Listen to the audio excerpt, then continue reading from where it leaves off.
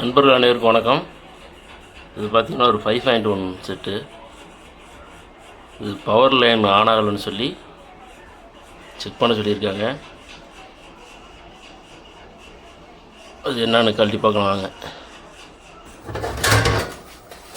கழட்டி வச்சுட்டு இருந்தேன்.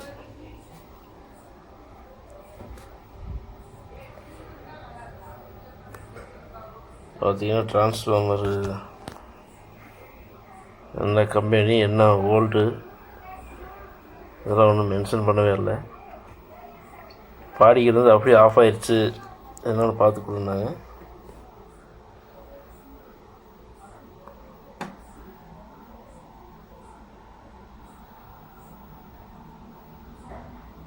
இது காயில் என்ன எத்தனை ஆம்பியரு,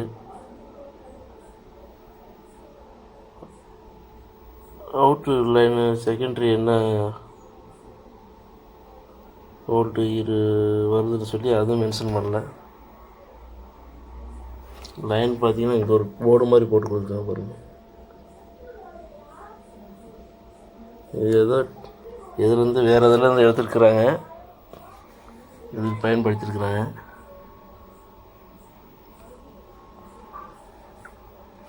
இது ஏன் ஆனாலும்னு நம்ம கொஞ்சம் கொஞ்சமாக செக் பண்ணி பார்க்கலாம். கொஞ்சம் தயவுசெய்து இந்த மாதிரிலாம் மாற்றினீங்கன்னா இதோட ஆம்பியர் என்ன வோல்ட் என்னன்னு ஒரு மார்க்கரில் எழுதிடுங்க. அப்படின்னா அடுத்தவங்களுக்கு சர்வீஸ் பண்ணுறது கரெக்டாக இருக்கும். இது என்னாச்சுன்னு செக் பண்ணி பார்க்கலாம். இது பார்த்தீங்கன்னா ஆன் பண்ணி செக் பண்ணி பார்க்கலாம். பவர் ஆன் ஆகலை. அந்த பவர் ஆனால் முன்னாடி எல்இடியில் எரியல. செக் பண்ணி பார்க்க போகிறேன். சுவிட்ச் ஆன் பண்ணிட்டேன், பவர் வரல. இது என்னென்னா ஏசி லைன் செகண்டரி லைன் வருதுன்னு பார்ப்போம்.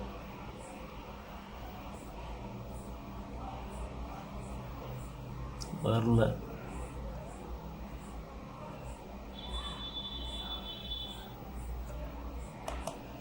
இந்த மல்டிமீட்டரில் பார்த்தீங்கன்னா தெரியும், காமிக்கல வோல்ட்டு. இப்போ டிரான்ஸ்ஃபார்மர்லேருந்து ஒரு லைன் வரல.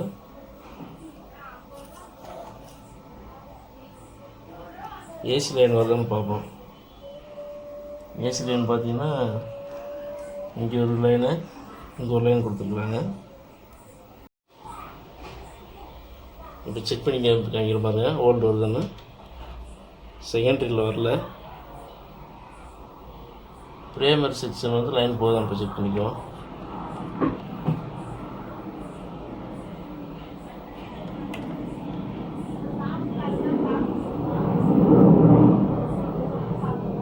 வருது வோல்ட்டு. ஆன் பண்ணுற பட்டனுக்கு இந்த சுவிட்சுக்கும் வோல்ட் டிரான்ஸ்ஃபார்மர் போகுது, இந்த வயரும் போகிறது. ஆனால் ஏசி லைன் செகண்டரியில் லைன் வரல.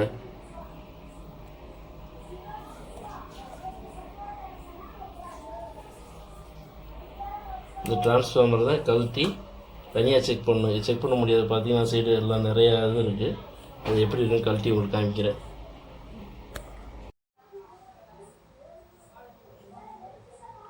இது பார்த்தீங்கன்னா டிரான்ஸ்ஃபார்மர் கழட்டியாச்சு.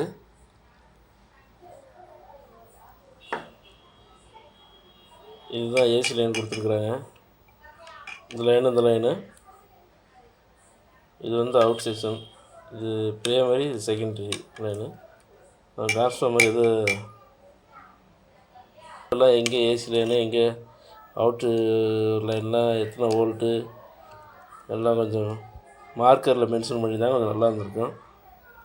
இது என்ன கம்ப்ளைண்ட் தெரியல. இது ஏசி லைன் கொடுத்துருக்க இடத்த மட்டும் நம்ம செக் பண்ணி பார்த்துட்டு க்ளீன் பண்ணி செக் பண்ணி பார்க்கலாம்.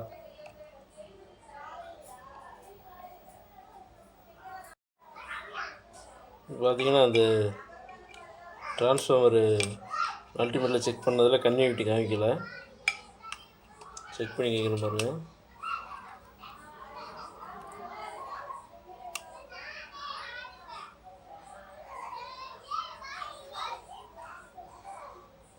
கன்டினியூட்டி காமிக்கல. ஆனால் அதில் பக்கத்தில் டச் பண்ணால் கன்டினியூட்டி வருது, அது பக்கத்தில் வருது.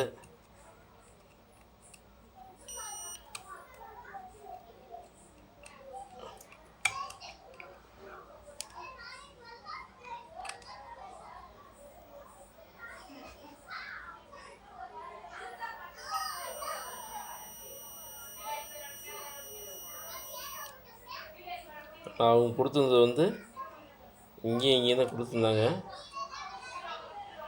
இது கன்டினியூட்டியாக வரல.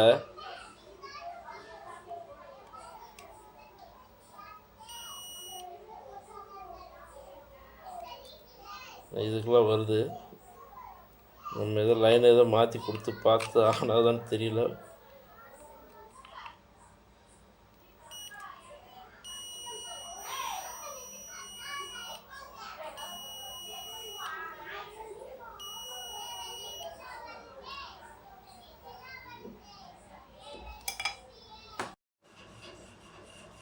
அதில் செக் பண்ணியாச்சு. இந்த காயில் இது 230 வோல்ட்டு ட்ராக்கு உள்ளே கட் ஆயிடுச்சு. இது எத்தனை வோல்ட்டு கொடுக்குன்னு தெரியல, மென்ஷன் பண்ணல. ஏற்கனவே ஒரு ஒயர் காமனாக இருக்கிற ஒயரும் அது பக்கத்தில் இருக்க டேப்பையும் கொடுத்துருக்கேன். டெஸ்ட்லாம் போட்டு தான் ஆன் பண்ணுறேன். இதில் பார்த்தீங்கன்னா இதில் 38 வோல்ட் வருது, இதில் 38, இதில் 15 வோல்ட் வருது, இதில் 10 வோல்ட் வருது, இது 5 வோல்ட் வருது. செக் பண்ணி கேட்குற பாருங்க.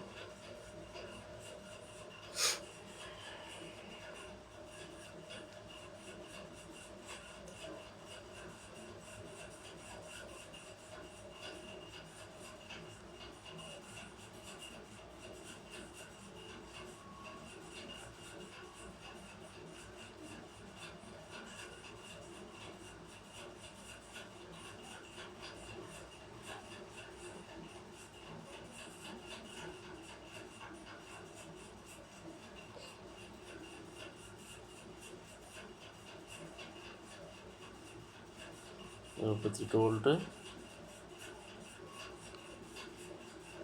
5 வோல்ட்டு, சாரி இதில் 15 வோல்ட்டு, இதுதான் 5 வோல்ட்டு,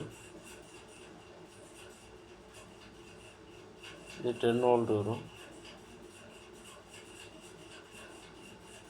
இது 38 வோல்ட்டு.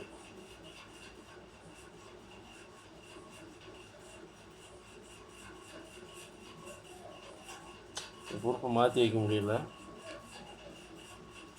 செக் பண்ணி காமிக்கிறேன், அப்படியே வச்சேன்.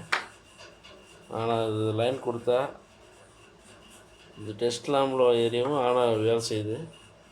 டைரெக்டாக கொடுத்தா அந்த காயில் தாங்குமா என்னன்னு தெரியல. கஸ்டமர் என்ன பண்ணுறது கேட்டு தான் அதுக்கப்புறம் லைன் கொடுக்கணும். பண்ண பார்த்தீங்கன்னா கஸ்டமரு புது ட்ரான்ஸ்ஃபார்மர் வாங்கி கொடுத்துருந்தாங்க. இந்த பழைய ட்ரான்ஸ்ஃபார்மர் போயிடுச்சு, அதனால் அவங்களே புதுசாக வாங்கி கொடுத்துட்டாங்க. இப்போ என்னென்னா இப்போ இந்த இடத்துல மறுபடியும் ஹோல்ஸ் போட்டு மறுபடியும் வைக்கணும். இப்போ 12 வோல்ட்டுக்கு வர்றதுக்கு எவ்வளோ கெட்டியான ஒயர் கொடுத்துருக்காங்க. 24 வோல்ட் வர ஒயர் பாருங்க காயிலிருந்து. பிசிபியில் சால்ட்டிங் மெட்டல் டைவில் எப்படி வச்சுருக்காங்க பாருங்கள். புதுசாக பழகிறவங்க இந்த மாதிரி வைக்காதீங்க.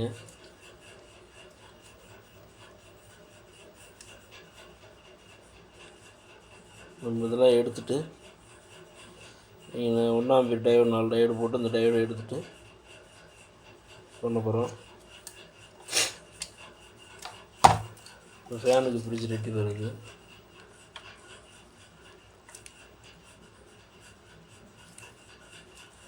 இதை எடுக்க முடிஞ்சால் எடுத்துகிட்டு இதையும் மாற்றிட்டு மாஸ்டர் கண்ட்ரோல் மாற்ற சொல்லியிருக்குறாங்க. அது சவுண்ட் வருதுன்னு அதையும் மாற்றிட்டு ரெகுலேட்டர் பாருங்கள். 12 வோல்ட் ரெகுலேட்டருங்க தான் இருக்குது, 5 வோல்ட் ரெகுலேட்டருங்க தான் கொடுத்துருக்காங்க.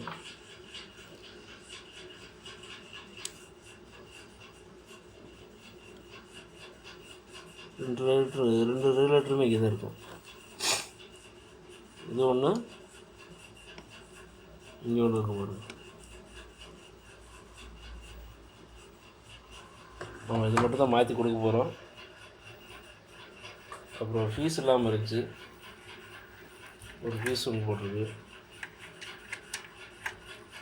இது ட்ரான்ஸ்ஃபார்மர் வைக்க முடியல, கொஞ்சம் பெருசாக இருக்கனால இந்த ஏற்கனவே இந்த ஹோல்ஸுக்கு செட் ஆகலை. மறுபடியும் நம்ம புது ஹோல்ஸ் போட்டு வைக்க போகிறோம்.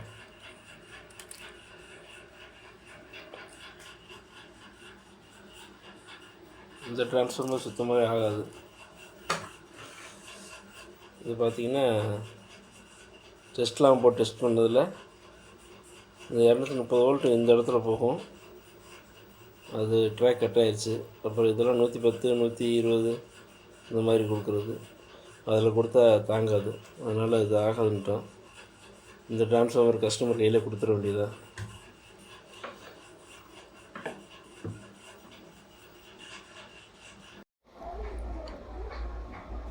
இந்த செட்டு செஞ்ச மகாராசரு இங்கே பாருங்கள், இதெல்லாம் வந்து நாய்ஸ் வரக்கூடாதுன்னு சொல்லி இந்த ஒயரில் சாலியம் பண்ணியிருக்காங்க. ஒரு மனச்சாட்சின்ற வேணாமா? பாம்புல அந்த கஸ்டமரு மாஸ்டர் கண்ட்ரோலில் எத்தனை ஒயர் அடிச்சுக்கலாம் பாருங்க. இப்படி தான் பண்ணுவீங்களா? வேறு வெறும் மாஸ்டர் கண்ட்ரோலில் வெறும் அவுட் செக்ஷன் மட்டும் தான் அடித்து வச்சுருக்காங்க, இன்புட் செக்ஷன் கூட கொடுக்கவே இல்லை லைனு. இது எப்படி இந்த மாஸ்டர் கண்ட்ரோல் வேலை செஞ்சுச்சு? கீழே ஃப்ரண்ட்டு சென்ட்ரு எல்லா லைனுமே சிங்கிள் ஒயர் மட்டும்தான், சென்ட்ரு பின்லேருந்து மட்டும்தான் லைன் எடுத்துக்கொண்டாங்க கொடுத்துருக்குறாங்க. எப்படி இந்த மாஸ்டர் கண்ட்ரோல் வேலை செய்யும்? எப்படியா மனச்சாட்சி இல்லாமல் இந்த மாதிரி வேலை செய்கிறீங்க? இந்த கண்ட்ரோலு, இந்த ரெகுலேட்ரு, இந்த ஃப்ரிட்ஜ் ரெட்டிப்பர், இங்கே பாருங்க கெப்பாசிட்டி எவ்வளோ பெரிய கெப்பாசிட்டரு. இப்போ கஸ்டமர் எனக்கு காயில் மாற்றி காயில் மட்டும் தானே மாற்றுறது, எனக்கு செட்டு ஒன்றே கொடுங்க அப்படிங்கிறாங்க. இதை நான் எப்படி இந்த கஸ்டமருக்கு சொல்லுவேன்? கேட்டால் நல்லா தாங்க படித்து ஆஃப் ஆகிடுச்சு, காயில் மட்டும் தானே போச்சு, மாற்றி கொடுங்கன்றாங்க. இதை நான் எப்படி இந்த கஸ்டமருக்கு சொல்லி நான் புரிய வைப்பேன்? என்ன சொல்லுவாங்க கஸ்டமரு, இவங்க எதை நம்மக்கிட்ட சர்வீஸ் சார்ஜ் எச்சா பிடுங்கிறதுக்கா இந்த வேலையை பார்க்குறாங்கன்னு நினைப்பாங்க. தயவுசெய்து வேலையை ஒழுங்காக நல்லா கற்றுக்குங்க, உங்கள் சொந்த காசை போட்டு செய்யுங்க. நல்லா கற்றுக்கிட்டு அதுக்கப்புறம் நீங்கள் இந்த மாதிரி கஸ்டமர்களுக்கு வந்து இந்த கஸ்டமருக்கு நான் சொல்லி எப்படி நான் புரிய வைக்கிறது என்னன்னு எனக்கு தெரியல. இப்படி வேலை பார்த்தீங்கன்னா இந்த மெட்டல் டயர்டு இப்படி போட்டீங்க, எனக்கு இந்த மெட்டல் டயர்டை கழட்டுறதுக்கு எனக்கு சாலினி 3 விக்கு தேவைப்படுது. நான் முக்கால்வாசி எடுத்துட்டேன், அதுதான் வரல. இது மறுபடியும் நான் க்ளீன் பண்ணிட்டு மறுபடியும் நான் போடணும். இல்லைன்னா எத்தனையோ யூடியூப் சேனல் இருக்குது, அதை பாருங்கள். அவங்க சொல்லிக் கூட தராங்க. நம்ம மெம்பர்ஷிப்பாக ஜாயின் ஆனீங்கன்னா 160 159 ரூபா வரும், இல்லைன்னா 199 ரூபா வரும். யார் அது மாதிரி சொல்லித்தராங்களோ அவங்கள்ட்ட ஓரளவுக்கு நல்லா தெளிவாக கொஞ்சம் வேலையை கற்றுக்கிட்டு செய்யும் வேலையை கொஞ்சம் தெளிவாக செய்யுங்க.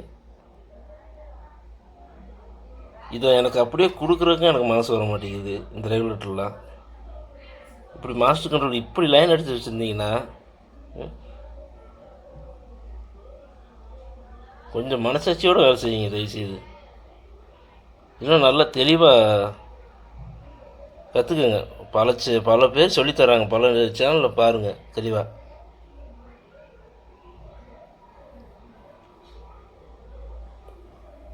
பாவமில்ல கஸ்டமரு, இந்த கஸ்டமருக்கு என்னென்ன இழப்புன்னு பாருங்க. இந்த காயில் இழப்பு,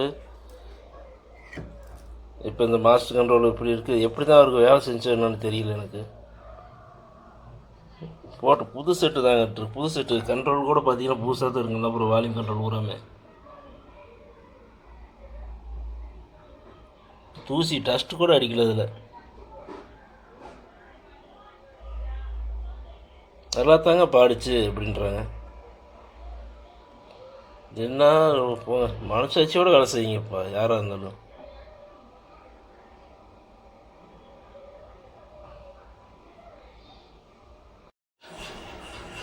பார்த்தீங்கன்னா செட்டு ரீஓவர் பண்ண சொல்லிட்டாங்க. கஸ்டமரே ஸ்பேர்லாம் வாங்கி கொடுத்துருந்தாங்க. இதெல்லாம் மாற்றி காயிலெலாம் மாஸ்டர் வரையுமே இங்கே மாஸ்டர் வர மாற்றுறதுக்கு பார்க்கறது அப்படி இருந்தது பாருங்க. இந்த 500 செலக்ட் ஒயரில் எங்கே வருது பாருங்க, லைனாக கொடுக்கல. நேராக அதெல்லாம் கூட நேராக கண்ட்ரோல்லே அடிச்சிருக்குறாங்க. இந்த மாதிரிலாம் வேலை செஞ்சால் நல்லாவா இருக்குது. இந்த நண்பர்கள் அனைவரும் இந்த வீடியோவை பார்த்துட்டு உங்கள் கமெண்டில் சொல்லுங்கள். நான் இவர் வேலை செஞ்சவங்க குறை ஒன்றும் சொல்லலை, தெளிவாக பண்ணால் நல்லாயிருக்குன்னு சொல்கிறேன். அதனால் இவன் பெரிய வேலைக்காரனா அப்படின்னு நினச்சிக்காதீங்க. ஏன்னா இந்த வேலையில் யாருமே பெரிய வேலைக்காரன்னு யாரும் 50 வயசு உள்ள ஒரு சர்வீஸான ஆளுகளே 30 வருஷம் 35 வருஷம் அதில் இருக்கிறாங்க. அவங்களே என்ன கற்றுக்க வேண்டி இருக்குன்றாங்க. நம்மளாம் அதில் சின்ன துரும்பு தான். இல்லை இந்த மாதிரி வேலை செஞ்சு ஒரு கஸ்டமர் கொடுத்தா அது நல்லா இருக்குமா? இந்த கஸ்டமர் இப்போ ஏற்றுக்குவாரா? நீங்கள் அதே ஒரு கஸ்டமர் வந்து அந்த மாதிரி கொடுத்தா நீங்கள் ஏற்றுக்குவீங்களா? இந்த வீடியோ பார்க்க நண்பர் அனைவரும் எனக்கு அது கமெண்டில் சொல்லுங்கள். இந்த மாதிரி செஞ்சு கொடுத்தா அது நல்லா இருக்கா நல்லா இல்லையா என்னன்னு சொல்லி எனக்கு கமெண்ட் பதிவு பண்ணுங்கள் தயவுசெய்து. இந்த வீடியோ வந்து இதோடு முடிச்சுக்கிறேன். இது ரீஒர்க் வீடியோ இன்னொரு வீடியோ நான் போடுறேன். அப்படியே